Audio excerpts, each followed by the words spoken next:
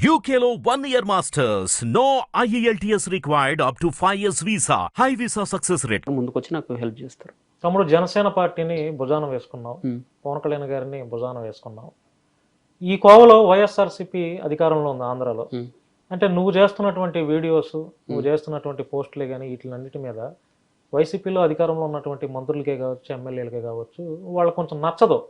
ఎందుకంటే అధికారంలో ఉంది, మీరేం ప్రతిపక్షంలో ఉన్నారు, నువ్వు ఒక ప్రతిపక్ష పార్టీకి సపోర్ట్ చేస్తున్నావు. ఈ కోవలో నీ మీద పెట్టినటువంటి కేసులు ఎన్ని? కేసులు అంటే నాకు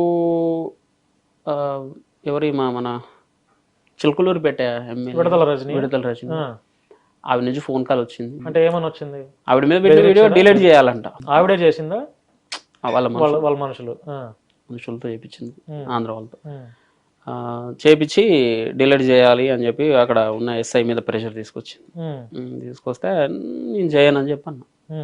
నేను చేయను అంటే నీ మీద కేసు అవుతుంది అని బెదిరించాను. పెట్టుకోండి నన్ను. తర్వాత అవంతి శ్రీనివాస్ గారు ఒకసారి నాకు ఏదో ఆడియో లీకేజ్ ఏదో అయినట్టుంది, ఆయన గురించి మాట్లాడినప్పుడు ఒక నోటీస్ పంపించారు నాకు. బోర్గడ్ నుంచి ఏదో ఫోన్ కాల్ వచ్చింది, బోర్గడ్ నుంచి కూడా వచ్చింది, నుంచి ఫోన్ కాల్ వచ్చింది. తర్వాత ఏమో వస్తూ ఉంటాయి, అది నేను అంత కేర్ చేయలేదు.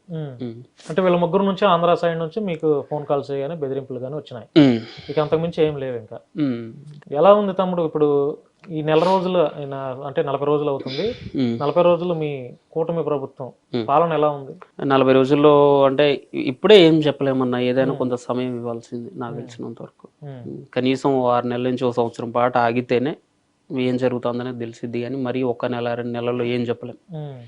మంచి జరుగుతుందనేది మేము నమ్ముతున్నాం. మంచి జరిగింది ఈ 40 రోజుల్లో మంచి జరిగిందని ఏమని అనుకుంటున్నారు మీరు? ప్రజలకి అనుకుంటున్నామన్నా. అంటే నేనంటే